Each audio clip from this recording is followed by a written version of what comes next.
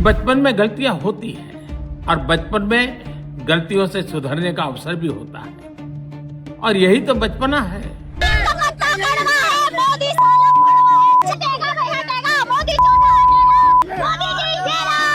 एक कल्चरल शौक है कि हमारी बेटियां इस प्रकार की भाषा कैसे बोल सकती हैं, लेकिन समय है इन बच्चों को गले लगा करके राह दिखाने का। ये गुमराह बच्चे हैं, उनको राह दिखाना हमारा काम है।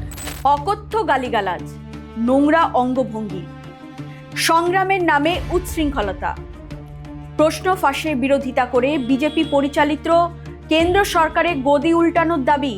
দিল্লির যন্তর মন্তরে ককরোচ জনতা পার্টির ছবিটা ছিল এই রকমই, ঠিক যেমনটা ঘটেছিল বাংলাদেশে। কোটা সংস্কার থেকে হাসিনার পদত্যাগ সবই হয়েছিল একে একে। এদিকে ভারতের কেন্দ্র সরকার একটু কড়া হতেই ভুল বুঝতে শুরু করেছে জেনজি। তাদের দাবি জোর করে আন্দোলনে নামানো হয়েছিল।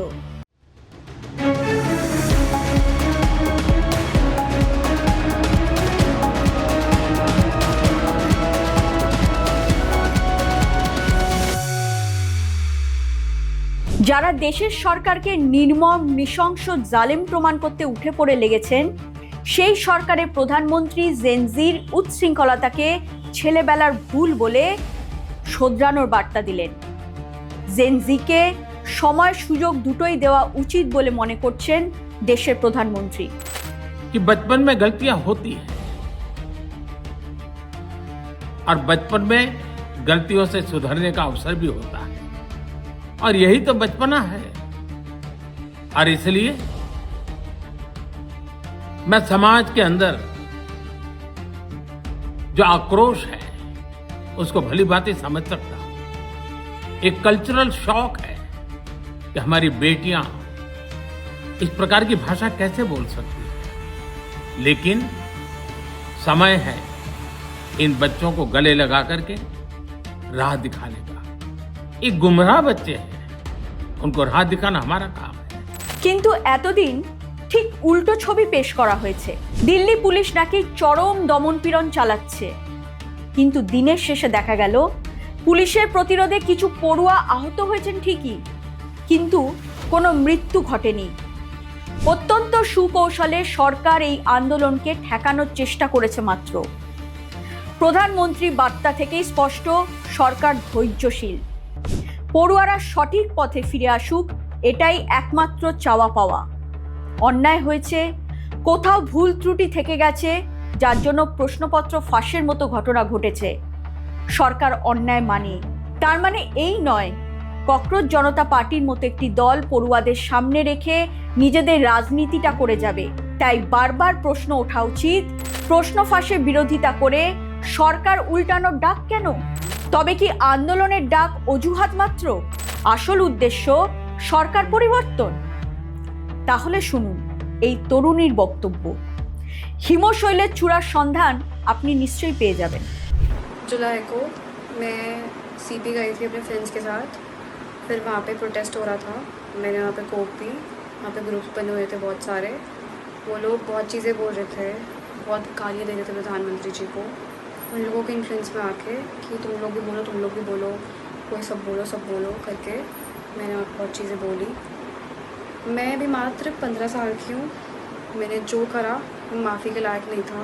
मैंने बहुत गंदी चीज़ें बोली है, बट ये मेरी पहली और आखिरी गलती होगी। इसके बाद मैं ऐसा कुछ नहीं करूँगी और ना ही वो चीज़ मैंने कभी पोस्ट की थी। তরুণী স্পষ্ট বলেছেন তাকে এক প্রকার আন্দোলনে নামতে বাধ্য করা হয়েছিল। তরুণীর দাবি মতো তার বয়স মাত্র 15। এক প্রকার ফাঁদে পড়েই সে আন্দোলনে পা বাড়ায়। ভুল হয়েছে যেমন স্বীকার করেছেন, আগামী দিনে এই রকম ভুল হবে না সেই অঙ্গীকারও তিনি করেছেন। নয়ডার এই তরুণীর বিরুদ্ধে 0 এফআইআর দায়ের করা হয়। তরুণী একা নন, এই তরুণীর মতো হাজারো আন্দোলনকারীরা রয়েছেন যাদের কিছু বিষয়ে পাখির বুলির মতো পরিয়ে আন্দোলনের ঝান্ডা ধরিয়ে দেওয়া হয়েছে। যারা ঝান্ডা ধরাচ্ছেন তাদের উদ্দেশ্য একটাই, সরকার ফেলে দেওয়া। এবার এই ছবিটা আপনাদের দেখাবো। আন্দোলন নয়, ডিজে পার্টির মতো নয়ডার রাস্তায় হই হুল্লোড় করে বাজি ফাটানো হয়েছে। দেখুন সেই ছবি। भाई ढोल लेके आ गए हैं, उधर डीजे बजा रखा है, इधर ढोल पे नाच रहे हैं। ये बिल्कुल अनसीरियस क्राउड है। मेरा कैमरामैन भी गिर गया। अरे सरदार भाई दूसरा पैर उठवाएंगे ये। तो ये लोग भाई, ये लोग इस्तीफा मांगने के लिए आए हैं। ये लोग देख लीजिए, क्या बोल लूं, मेरे पास कुछ शब्द नहीं है। টুকরো টুকরো এই ছবিগুলি থেকে স্পষ্ট আন্দোলনে পড়ুয়া থেকেও রিল আর রাজনীতির ভিড়টা বেশি। একটা রাজনৈতিক দল যে আদলে গঠিত হয়, সিজেপির মধ্যে ভরপুর তার উপকরণ রয়েছে। দেখুন এই সৌরভ দাস কি বলছেন। তিনি আবার সিজেপির মুখপাত্র বটে। The government on itself against protesters should not be pursued, but any cases should not be pursued against any protester for whatever was done at the protest site. দেশের সরকার যখন ব্যবস্থা নেওয়া শুরু করেছে তখন এদের গায়ে বাজছে। এটাকে ইস্যু করে আরেকটি ইস্যু তৈরির চেষ্টা করছেন। যখন তরুণ তরুণীর দল অত্যন্ত কুরুচিকর মন্তব্য করছেন তখন কেন মুখ খুলছেন না?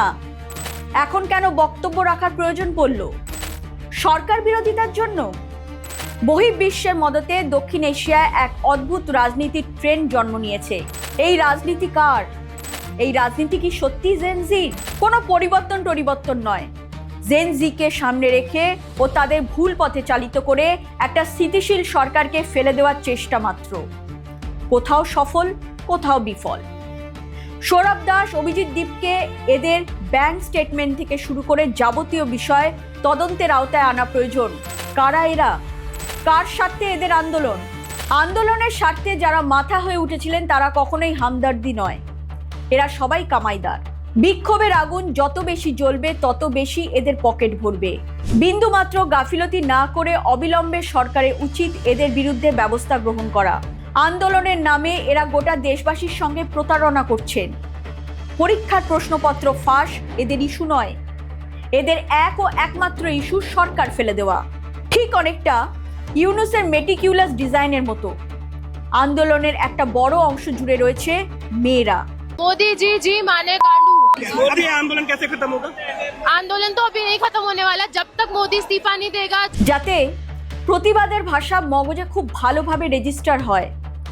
সরকার ফেলতে পারলে ইউনুসের মতো লোককে বসিয়ে দেশকে বিক্রি করে দেওয়া সহজ হবে। তবে এটা বাংলাদেশ নয়। ভারতের মানুষ অনেক সচেতন। দেখুন এই ভিডিও তার প্রমাণ।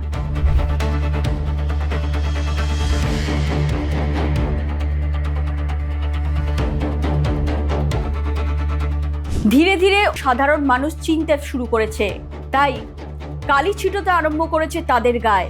তবে আমাদের সচেতন থাকতে হবে যাতে আগামী প্রজন্ম, যারা দেশের ভবিষ্যৎ, বিপথে না যেতে পারে, কারোর হাতে খেলার পুতুল না হয়ে উঠতে পারে।